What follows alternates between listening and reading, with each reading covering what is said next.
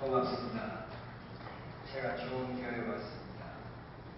저는 단일 목회를 해본 적이 없습니다. 그래서 많은 교회를 다녔습니다. 지금까지 숫자로만 2,000교회가 됩니다. 미국만 500교회가 됩니다. 이렇게 좋은 교회 만나본 적은 쉽지 않았습니다. 지금 제 기분이 비단길 맨발로 걸어가고 있는 기분입니다. 그리고 저는 꿈을 꿉니다. 제 부제목이 꿈 해설입니다. 꿈은 환상으로도 많이 나타납니다. 저는 이번에 언약 장로교에 와서 수없이 많은 꽃들이 피어있는 그 꽃밭을 지금 제가 걷고 있는 기분입니다. 이런 좋은 교회를 제가 왔으면 그것은 제가 복이 있는 겁니다. 제게 좋은 찬양도 들었습니다. 고맙습니다. 저런 찬양 여러분들은 잘 모릅니다. 쉽지 않습니다. 여러분 부모가 자식을 장가보내고 시집 보냈습니다. 뭐가 제일 좋습니까? 가서 정말 행복하게 멋있게 풍성하게 복받으면서 잘 사는 겁니다. 그런 기분 부모에게 제일 좋습니다. 지금 제 기분이 그런 겁니다. 백영성 목사님 신학교 1학년부터 대학을 졸업할 때까지 6년 동안 왔습니다.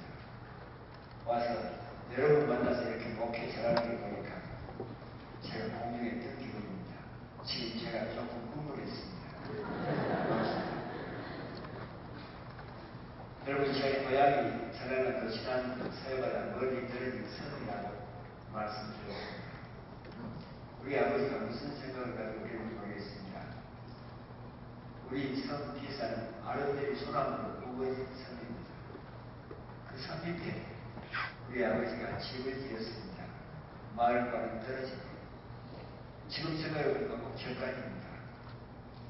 우리 집에서 바라보면 마을이 보입니다. 그리고 바다가 보입니다. 섬들이 보이고 등대가 보입니다. 그 마치 천국 같습니다. 우리 집에서 오른쪽으로 7분만 걸어가면 정말 아름다운 해변이 나옵니다. 백사장입니다. 신이. 거기가 우리 어린 시절의 놀이터입니다. 그런데 그 해변에 태풍만 불고 나면, 태풍이 지나가고 나면 그 해변에 여기저기 그릇들이 밀립니다. 그러니까 우리 섬 사람들은 무슨 생각을 했느냐, 큰 배가 지나가다가 그 태풍에 배가 파손됐습니다. 그러니까 선원들이 죽었습니다. 그 그릇들이, 그 밀린 그릇들은 선원들이 쓰는 그릇입니다. 우리 섬 사람들은 믿었습니다. 그 그릇한테는 억울하게 바다에 빠져주는 선원들의 귀신이 붙어있다고 믿었습니다. 아무도 가지고 도는 사람 없습니다. 제일 먼저 보는 사람이 깹니다. 아무도 손 못대게. 만일 그 그릇을 가지고 집으로 들어오는 날에는 사람이 죽는다고 생각했습니다. 아니면 집안이 망한다고 믿었습니다. 그 귀신 때문에. 제일 먼저 보는, 혹시나 어린애들이 손을 탈까봐 깨버립니다. 우리 어린 시절에 태풍이 불고 난 다음에 바닷가에 나가면 여기저기 깨진 그 조각들이 밀려있는 걸 많이 봤습니다. 70년대 제가 미국에 와서 공부하고 있을 때입니다. 우리 마을 청년이 섬에서 목포로 중학교 나간다는 사실은 쉽지 않은 일입니다. 우리 섬에서 한 아이가 목포로 중학교를 나가서 중학교 3학년 졸업하고 다시 섬으로 들어왔습니다. 목포에서 중학교 3학년 졸업을 했으니까 미신 감각이 없습니다. 귀신을 넣었다는 생각입니다. 그물질을 하다가 그물에 그릇이 하나 걸린 겁니다. 그 그릇을 보는 순간 이틀 전에 이웃집에서 강아지 한 마리를 얻어왔는데 개 밥그릇이 없어가지고 고민을 했던 차례. 딱 그것이 개 밥그릇이 실패입니다. 집으로 가지고 들어옵니다. 마당에 놓고 3년 동안 개 밥그릇을 씁니다. 육지에 살고 있는 여름 방학 동안에 육지에 살고 있는 이종 사촌 동생이 초등학교 선생입니다. 여름 방학에 우리 섬으로 놀러 왔습니다. 일주일을 바다에서 수영하고 들어오는데 들어오면 마당에 앉아서 개밥그릇만 쳐다봅니다. 일주일 동안. 일주일 휴가를 마치고 가는 날 그 청년한테 묻습니다. 형님, 저 개밥그릇 나 줄 수 있겠어? 그러니까 여충이 어디서 개밥그릇 달라고 그럽니다. 이 사람은 달라는 것도 따로 있지. 해필이면 개밥그릇을 달라고 그럽니다. 여튼 주세요. 줬습니다. 아무렇지 줬습니다. 그 선생님이 그 개밥그릇을 잘 닦았습니다.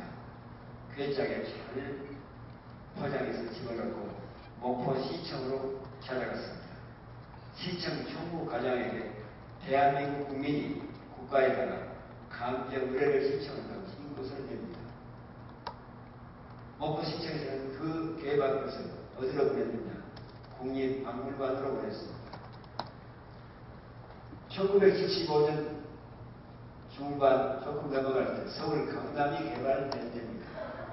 한참 개발되니까 여기저기 아파트가 씁니다. 집들이 지어집니다.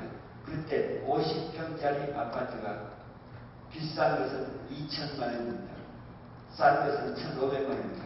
50평짜리 아파트. 그냥 보통 집도 2천만 원이었답니다. 2달 반 만에 국립박물관에서 그 개밥그릇 감정가가 내려왔습니다. 3억 5천이요. 우리 선발에 많이 계산해보세요. 50평짜리 아파트 몇 채 가격이에요?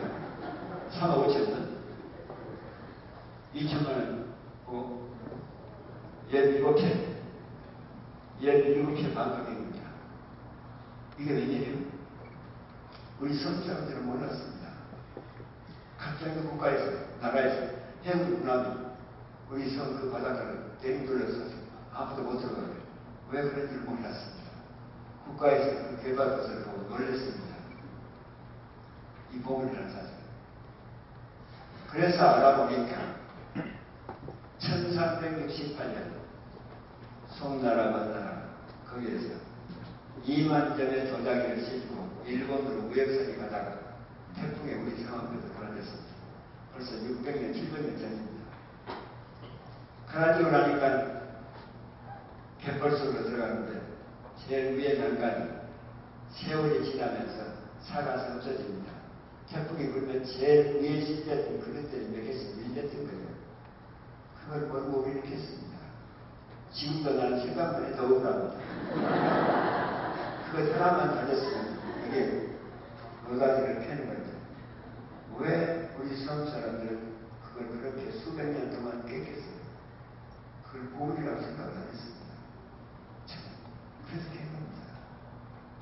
왜 내가 이 얘기를 하느냐? 오늘 여러분의 얼굴을, 특별히 시카고 은양 장로교회에 와서 여러분의 얼굴을 이렇게 바라봅니다. 나이가 많고도 상관이 없습니다.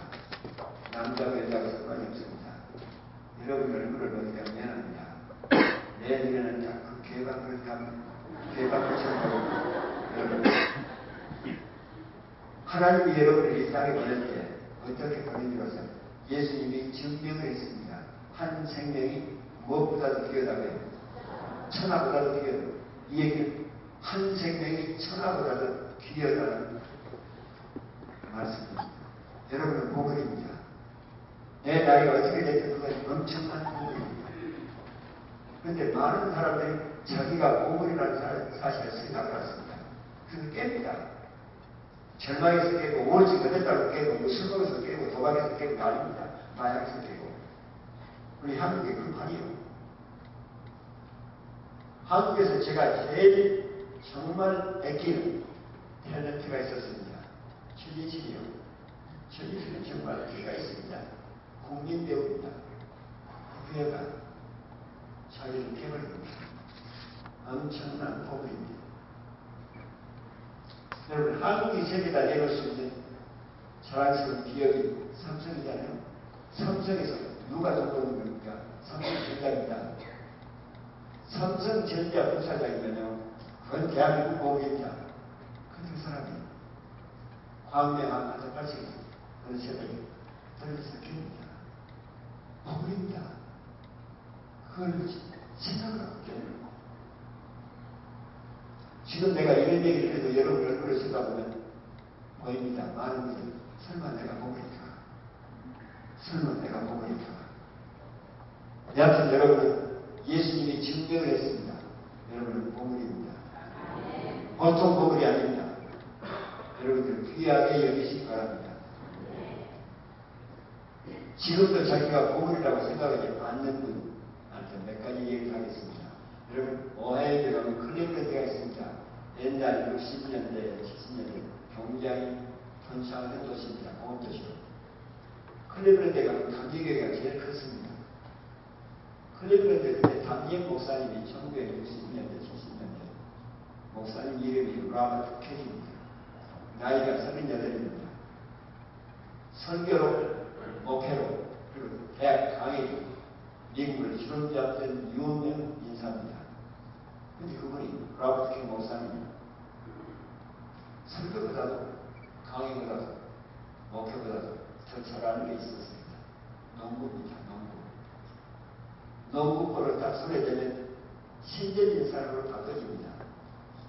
클리브랜드가 다른 도시하고 농구 시합이 붙으면, 여러분 겨울이면 미국의 농구 시합이 경찰사는 클리브랜드 도시가 다른 도시하고 농구 시합이 붙으면 신기합니다. 38살 때 로버트 켈리 목사가 뛰어주면 이깁니다. 빠지면 반드시 칩니다. 그런데 시합만 벌리면 클리브랜드 시작.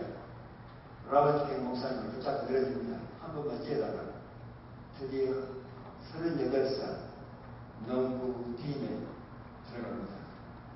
목회하면서. 여러분 38이면 농구 나이가 아닙니다. 그런데 농구를 그렇게 잘합니다. 상대방 선수에도 로버트 켈리 목사를 방어해야 자기들이 이기기 때문에 함께 농구 시합에 붙었는데 공중에서 상대방 선수와 다 부딪힙니다. 그리고 로버트 켈리 목사가 땅에 떨어집니다. 그리고 허리가 부러집니다. 허리가 부러지니까 어떤 현상이 벌어집니다. 목, 이만 삽니다. 온 몸이 다 죽어버립니다. 일종의 마비죠. 손도 갖다 못합니다.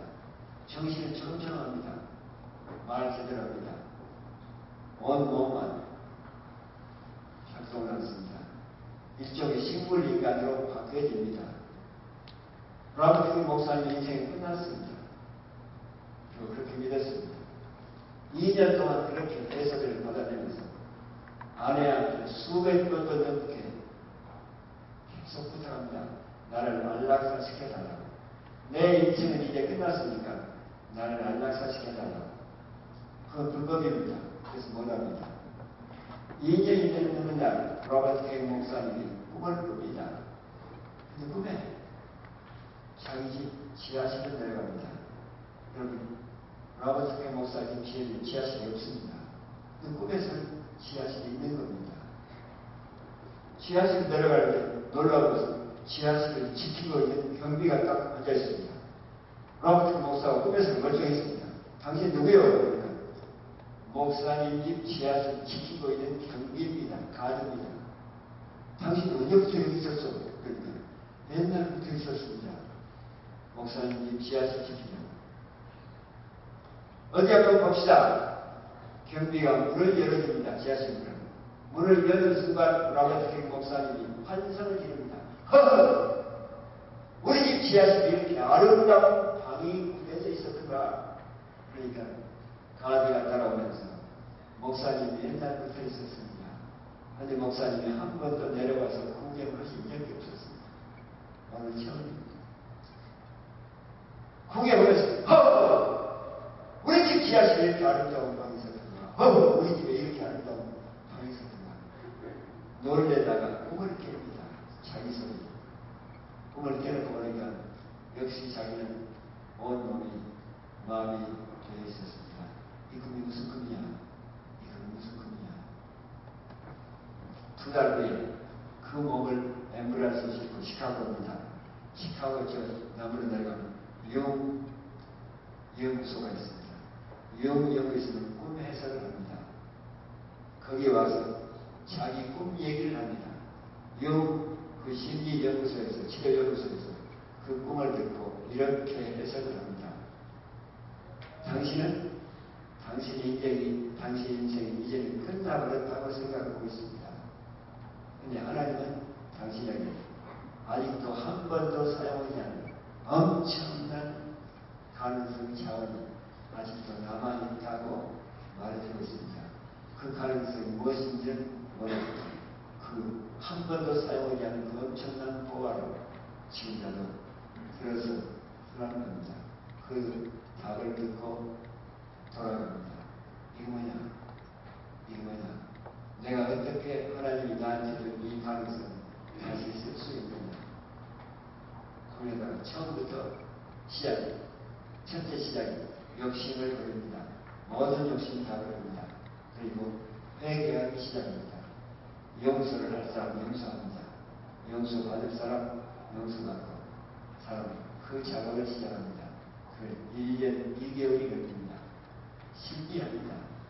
1년 2개월이 되는 날 발이 움직입니다. 손이 움직입니다. 이게 70년 됩니다. 로버트 K 목사가 완전 회복합니다. 의학적으로 불가능합니다. 완전 회복이 아니고 그 다음에 로버트 K 목사가 미국을 주름잡는, 세계를 주름잡는 강연자로, 다시 목회자로, 그 베스트셀러 작가로 이름을 날립니다. 그 책 이름이 시너지입니다. 하나님의 나에게 다가올 때 내 안에 있는 엄청난 에너지가 폭발을 한다는 얘기입니다.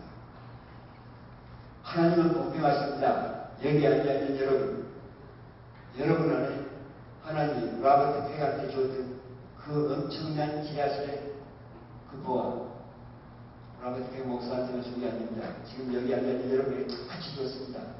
나는 압니다. 나이가 많고 상관이 없습니다.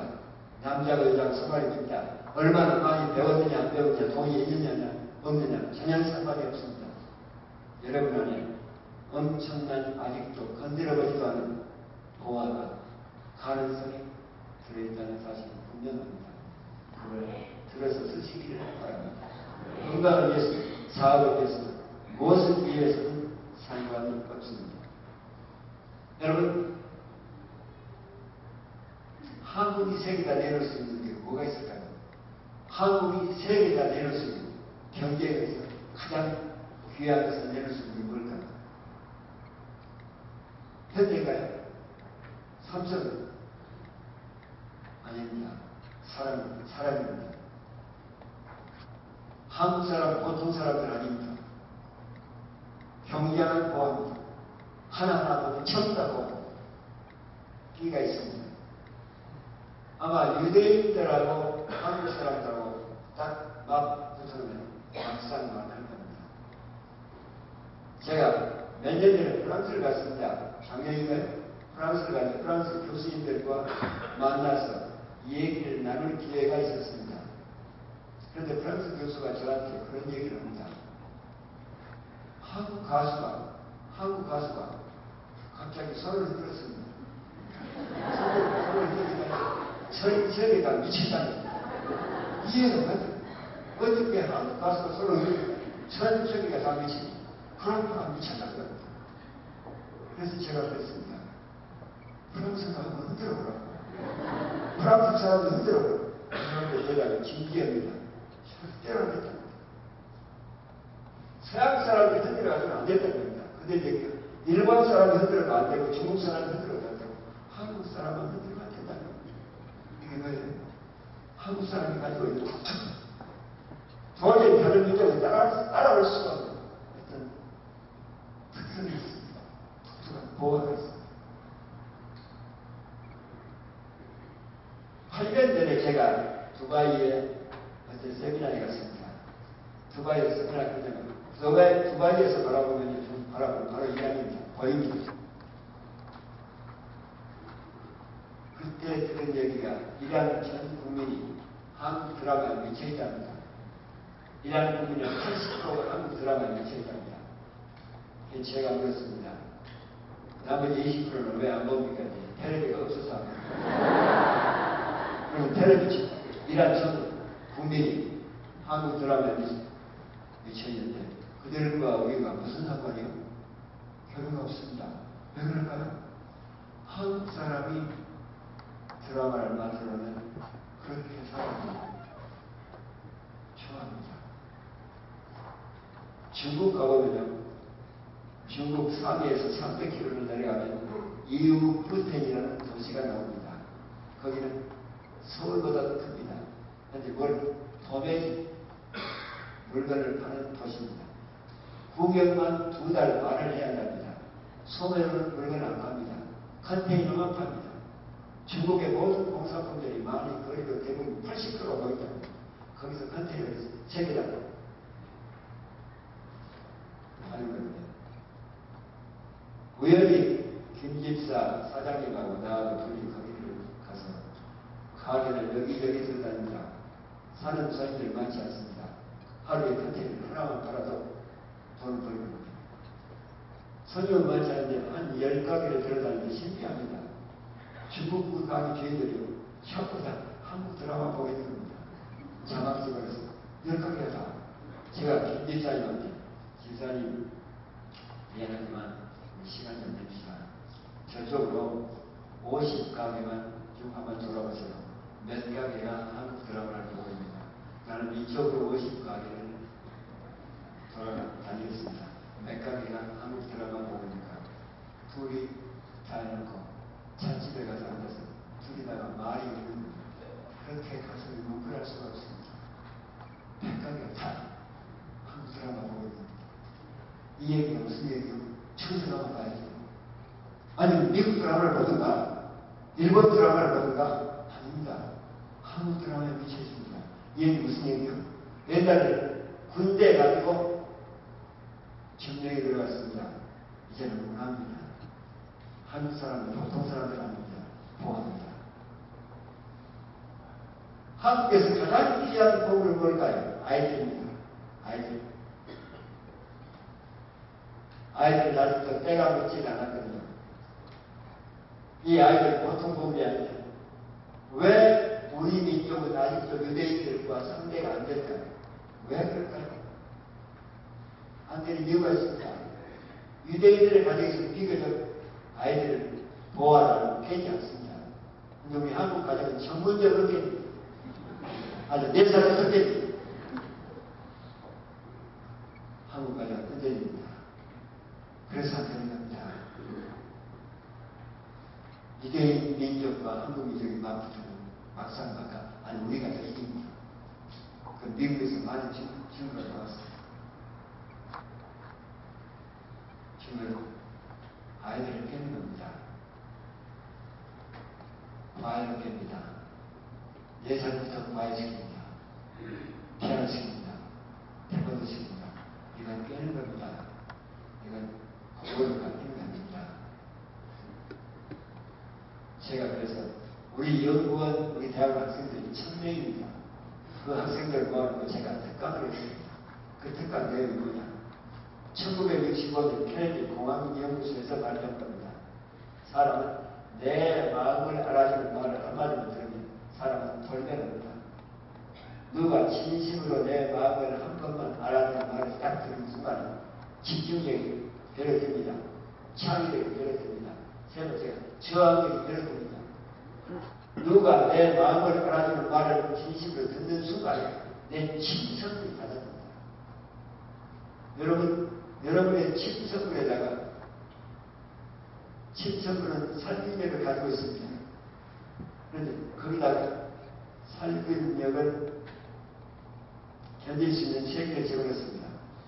쉽게 죽지 않겠습니다. 그래놓고 몇 시간 후에 그 사람의 마음을 진심으로 알아주는 정말 뜨거운 말을 던집니다. 자기 마음을 알아주는 말을 딱 들려줍니다. 그 다음에 침을 다시 뱉습니다. 똑같은 세균을 집어넣습니다. 그런데 이상합니다. 루이비 르관장에서 실험한 겁니다.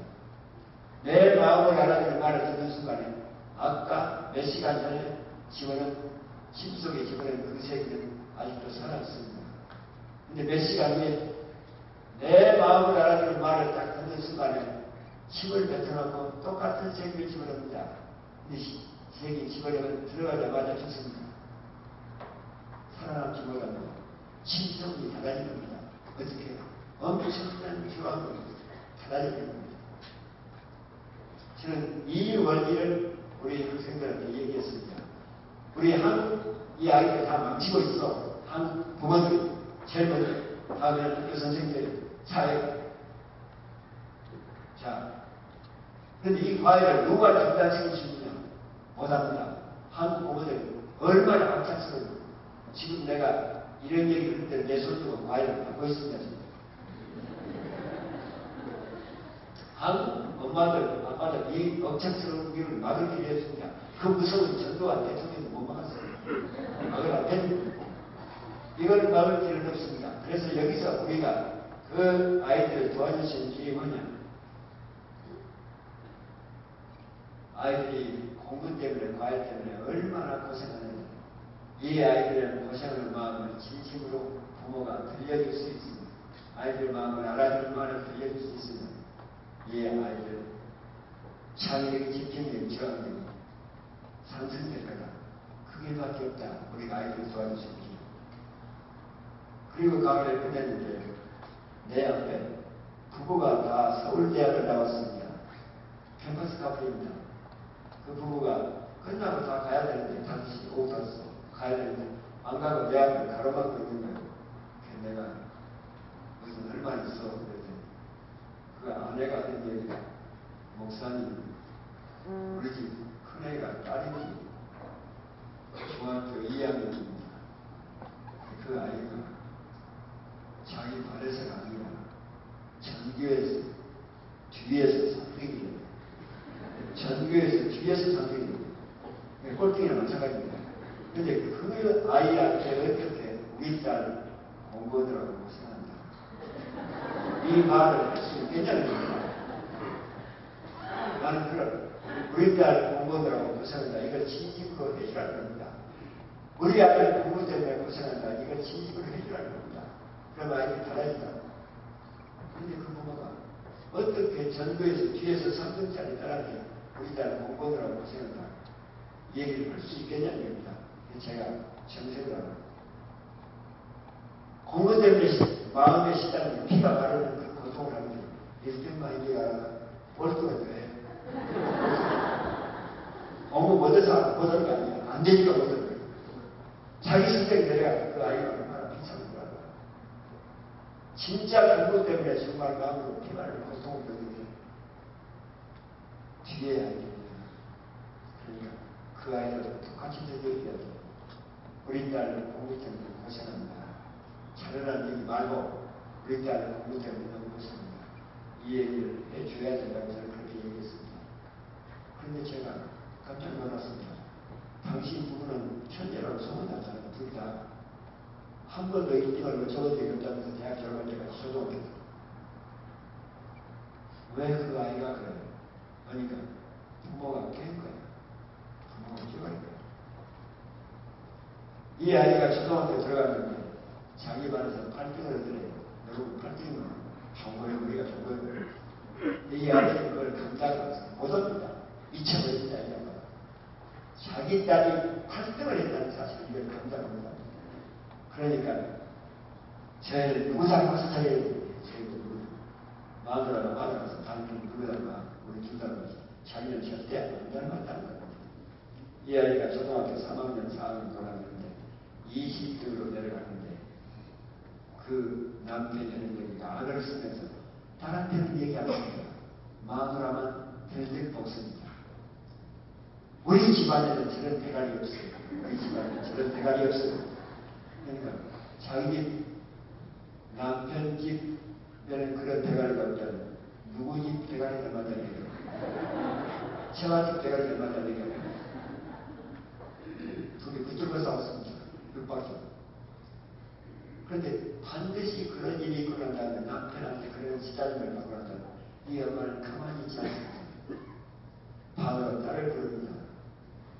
딸을 부르면 제발 제발 공부 좀 해라. 제발 제발 공부 좀 해라. 엄마 좀 도와줘라. 그렇게 얘기를 하다가 4학년 때 남편하고 둘이 붙들고 싸우다가 끝나고 난 다음에 딸을 부릅니다. 이 엄마가 위를 갑니다. 딸한테는 얘기입니다. 이년아, 이 애비를 잡아먹어라. 이년아, 공부 그러려면 이 애비를 잡아먹어라. 그 얘기가 무슨 얘기요? 여러분이 지금 제 얘기를 듣고 있는 것은 여러분이 살아있는 거예요. 살아있다는 증거로 심장이 뛰고 있다는 겁니다. 여러분 심장, 미안합니다. 여러분 심장을 면도발로 다 그어버립니다. 그럼 그 순간이 죽습니다. 여러분 마음에도 심장이 똑같은 심장이 있습니다. 지독한 말 들으면 그 순간 심장이 망가져버립니다. 마음의 중심의 심장. 그 다음부터 그 딸은 아무것도 못합니다. 발버둥 쳐도 안 됩니다. 절대로 안 됩니다. 중학교 2학년 1학기만 결국 전교에서 뒤에서 3등이 됩니다. 저는 그 부모한테 지금이라도 늦지 않습니다. 공부 때문에 얼마나 그 아이가 시달리겠는가. 지금부터 공부를 잘하라는 얘기 절대로 하지 말고 우리 딸 공부 때문에 너무 고생한다. 이 얘기를 해줘야 되는데 자, 맨정신으로는 안 될 것이다. 그러니까 20분 이상 기도하고 성령 받고 딸한테 우리 딸은 공부 때문에 고생한다. 이 얘기를 해주라고 했습니다. 그 부모가 그걸 지켰습니다. 참 훌륭하게 지켰습니다. 어느 날 이 엄마가 기도를 한 다음에 학교 가고 있는 딸을 뒤에서 계속 붙들고 우리 딸은 공부 때문에 너무 고생한다니 이 딸은 엄마 마음을 이해를 못하고 엄마가 자기를 놀린다고 생각합니다. 울면서 화를 내가지고 뛰어가는 모습. 그 다음날 아빠도 자기를 그렇게 놀리더라고요. 그런데 다음 주에 엄마가 딸을 붙들고 펑펑 웁니다. 우리 딸 공부 때문에 얼마나 시달렸냐. 돌아보니까 엄마가 우는 거예요. 엄마가 놀리는 게 아니야. 그 다음 주에는 아빠도 자기를 붙들고 우는 거예요. 공부 때문에 얼마나 스트레스를 받고 사는 거라고 우리 딸. 그 얘기를 몇 년 된 줄 아세요? 고등학교 2학년 1학기만 3년 동안 듣습니다. 여러분 이게 서울교육청의 신문에 난 기사입니다. 그 아이가 고등학교 2학년 2학기 때 어떻게 된 줄 아세요? 전교에서 앞에서 3등입니다. 그 아이가 엄마 아빠 다니는 학교 대학 들어갑니다. 지금 어딘가요? 유펜했습니다. 유니버시티 오브 펜실바니아. 거기서 전공이 정치 외교학입니다. 거의 PhD 마무리하고 있습니다. 얼마 전에 제가 만나서 점심 식사 사주면서 네 꿈이 뭐냐? 그러니까 대답을 하고 우는 거예요. 그러면서 이 대답이 지금은 유엔 사무총장이 안경을 쓰는 근데 그게 제 꿈이에요. 유엔 사무소에서 인터뷰로 일하고 있습니다. 자기 꿈이 유엔 사무총장입니다. 그 애는 이미 대한민국의 보물이 되겠습니다. 깨져버린 아이를 부모가 살린 겁니다. 자, 오늘 본문으로 들어갑시다. 짧게 얘기하겠습니다. 예배 시간 길어서 미안합니다. 밭에 보 하나 들어있습니다. 지 밭이 아닙니다. 자기 밭이 아닙니다. 남의 밭에 보 하나 들어있는 걸 보았습니다. 그러려면 그 밭에 사야 된다. 집에 와서 자기 재산 절반을 팝니다. 내 말이 맞습니까? 집에 와서 재산 절반을 팝니다. 다른 교회 가서 이 질문 던지면요, 그 절반이 맞습니다. 시카고 대학 장로교회는 다 맞습니다. 그래서 이 교회가 앞으로 크게 되는 겁니다. 보통 고부들이 안 모이거든요. 다 모이거든요. 자기 재산 절반을 다 팔아서 그 밭을 삽니다. 그래서 보화를 자기가 선호합니다. 이게 무슨 얘기요? 성경은 밭은 여러분의 마음을 얘기하는 겁니다. 지금 여러분의 마음을 얘기하는 겁니다. 예수님. 자, 밭에 보화가 들어있습니다. 그 보화가 뭐예요? 하나님이 여러분 가슴 마음속에 숨겨놓은 엄청난 보화입니다. 그런데 그것이 이 성경에 보면 내게 아닙니다. 내게 아닙니다. 근데 하나님 겁니다. 그런데 이게 성경에 뭐라고 해요? 그걸 사랑하는 겁니다. 대가를 지불하라는 얘기입니다. 오늘 성경은 얘기합니다. 하나님은 공짜로 주진 않는다는 겁니다. 지불하라는 겁니다. 그러면 내가 할 수 있다는 겁니다. 여러분 마음속에 들어있는 그 엄청난 보화 분명히 있습니다. 이건 100%입니다. 그런데 그것을 내 것으로 하느냐 못하느냐 내가 지불해야 됩니다. 투자해야 됩니다. 여러분 시카고 사람들 잘 아세요. 유니버시티 시카고 유명한 대학이잖아요. 그 대학을 누가 지어서 하셨어요? 하나님한테 락펠러입니다. 락펠러가 지어서 마친 대학입니다. 락펠러가 50대 중반부터 세계 제1의 부자에 딱 되었습니다. 84살 때 락펠러 아내가 세상을 씁니다. 아내가 세상을 떠난 다음에 락펠러가 아내를 기념해서 하나님 앞에 정말 교회단을 지어서 바치고 싶은데 그 장소를 시카고 대학을 결정합니다. 84살 때 락펠러가 헌금으로 락펠러 체크를 줬습니다. 아내를 기념해서. 그때 84살 세계 제1의 부자 락펠러가 헌당식에 참석을 합니다. 그때 시카고 트리뷴 경제부 기자가 면담을 합니다. 그 면담 기사를 여러분 지금도 있는지 모르겠습니다. 20년 전 저는 시카고 메인 라이브러리 4층 북쪽벽에 액자로 그 신문 기사가 걸려있는 걸 보았습니다. 시카고 트리뷴 경제부 기자가 84살 세계 제1의 부자를 뺐는데 어떻게 세계 제1의 부자를 30년 정도를 혼자 계속 누릴 수가 있습니까? 비결이 뭡니까? 그러니까 락펠러 대답입니다. 나 그냥 어딜 가며 나 투자했어. 투자했어. 그러니까 기자가 모든 사업가들은 다 투자합니다. 모든 사업가들은 다 투자합니다. 그런데 다른 사람들은 세계 제1의 부를 못 얻었습니다. 락펠러 대답입니다. 웃으면서 그 사람들은 사업에다가 투자했죠. 나는 하나님한테 투자했습니다. 그렇게 대답합니다. 그 사람들은 사업에다가 투자했지만 나는 하나님한테 투자했어. 그게 뭔데요? 여러분 잘 아는 얘기입니다. 락펠러 대답. 나는 6살 때부터 부모로부터 용도를 받으면 반드시 11조를 하나님한테 드렸습니다. 나는 지금도 한 번도 세계 제1의 부자가 되면서 11조를 내 것으로 해본 적이 없어요. 그래서 투자라고 얘기했습니다. 신경이 그걸 적어요. 락펠러가 두 번째 있어. 두 번째 투자. 그 뭐냐? 나는 교회 가면 한 번도 뒷자리를 앉아본 적이 없어. 하나님한테 투자. 평생을 죽을 때까지 제 앞자리에 앉아서 목사님의 말씀을 듣는 겁니다. 철저했습니다. 세 번째 투자가 뭐냐? 교회에서 지키는 일이면 무슨 일이든지 순종하고 복종하는 거예요. 난 이번에 봐서 가슴이 뭉클했습니다. 시카고 작교회 이 교회들 보통 교회들이 아닌 걸 내가 압니다. 옛날 몰디타임에들 많습니다. 그 사람들 자존심도 있거든요. 이번에 도방전도로 나갔잖아요. 도방전도 나가서 그 얘기를 들으면서 이 교회는 된다. 이 교회는 앞으로 엄청난 폭발을 하게 됩니다. 교회에서 지키는 일이면 무슨 일인지 순종하고 복종했다는 것 같아요. 네 번째 투자가 뭐냐? 목사님의 마음으로는 한 번도 아프게 한 적이 없어요.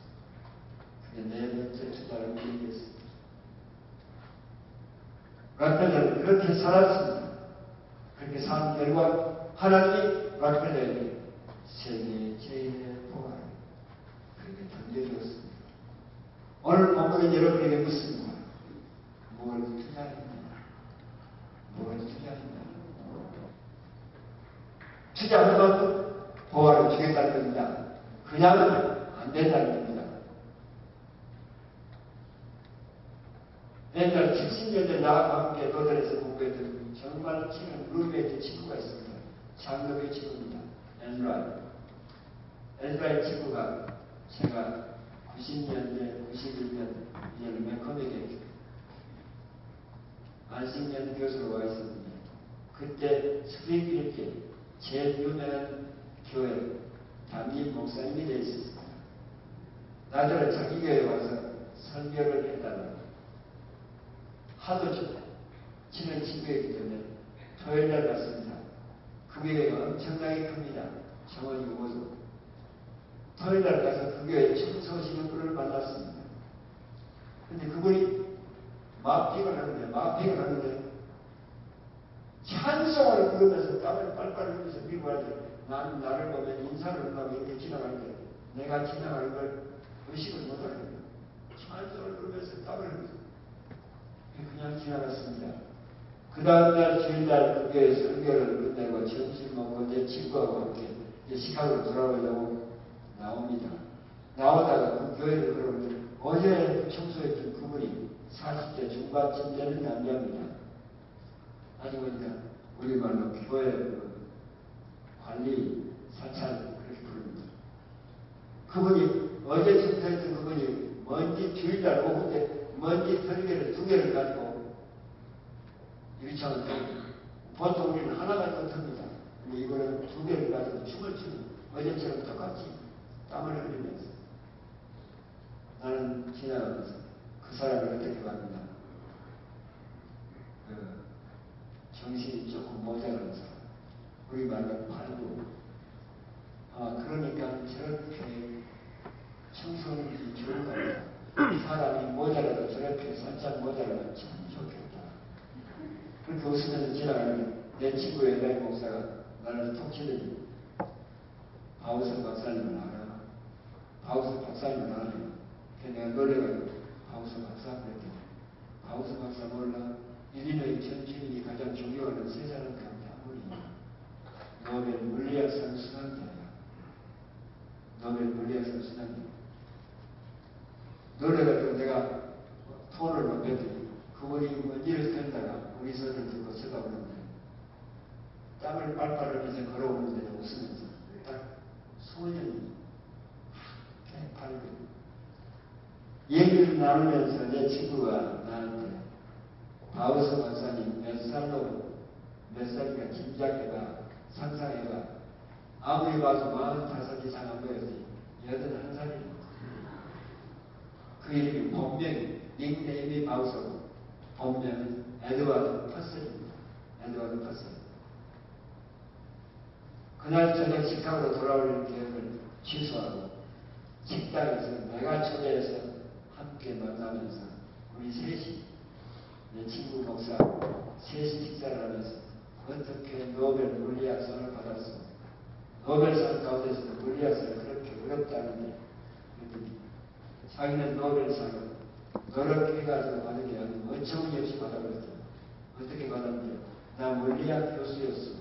그런데 물리학 교수님들만 모임에 갔는데 한 20, 30명 모였는데 카펫 위에 환상으로 주먹만한 글씨로 환상으로 계속 지나가는데 글자가 그게 자기가 꿈을 꾸고 있던 물리학 이론이 계속 나타나는 겁니다. 그 노트하는 겁니다. 그 노트 해가지고 와서 그걸 정리했대요. 다시 그리고 발표했대요. 1년 후에 노벨 수상자가 된 겁니다. 그런데 노벨상을 받은 나이가 43이에요. 43인데 40살에 그 교회 장로였습니다. 교수입니다. 뭘 투자했냐? 40살에 그 교회는 밖에 정원 닦는 사람이 풀타임, 밖에 이 청소를 많이 관련 사람이 풀타임, 아내 청소할 수 있는 사람이 또 풀타임, 풀타임만 셋이 교회를 메인테넌스를 관리합니다. 근데 세 사람이 동시에 나이가 똑같아가지고 이제 리타이어를 하게 됐습니다. 그러니까 목사님이 장로님들한테 세 사람을 또 하이어를 하게 된다. 그때 40살 바울 장로가 목사님한테 찾아가서 목사님 3개월만 저한테 맡겨주세요. 세 사람의 한 일을 저 혼자한테 맡겨주세요. 그래서 맡깁니다. 충성을 합니다. 강의하는 시간, 잠자는 시간, 연구하는 시간 빼놓고 교회에서 삽니다. 한 달쯤 지나는 날 우연히 다른 교회를 들렸다가 깜짝 놀랍니다. 한 가운데 바우스 장로가 무릎을 꿇고 바닥을 치며 통곡을 하는데 큰 일이 벌어진 겁니다. 놀래가지고 옆으로 가서 오는 소리를 들어봤더니 하나님 나에게 주님의 집을 청소할 수 있도록 은혜 주셔서 감사합니다. 청소하다가 은혜를 받아가지고 난리가 납니다. 하나님 주님의 집을 청소할 수 있는 은혜 주셔서 감사합니다. 그런 경험을 3개월이 또 6개월로 1년, 2년, 3년까지 갑니다. 3년 동안 혼자 나옵니다. 3년 후에 바우스한테 엄청난 보화가 주어집니다. 그게 노벨 물리학상 수상. 오늘 보면 여러분에게 묻고 있습니다. 뭘 투자해요? 뭘 투자해요? 투자는 반드시 하나님, 그건 여러분의 가슴에 묻은 수백 보화를 여러분에게 다시 주실 겁니다. 기도하십시다. 하나님, 시카고의 엄청난 보화, 여기 시카고 약장로교에 모여 있습니다. 주님, 지금 주님께서 꼭 함께 하옵소서. 이 보화를 꼭 갈고 닦아서 빛을 발하게 하시옵소서. 예수님 이름으로 기도합니다.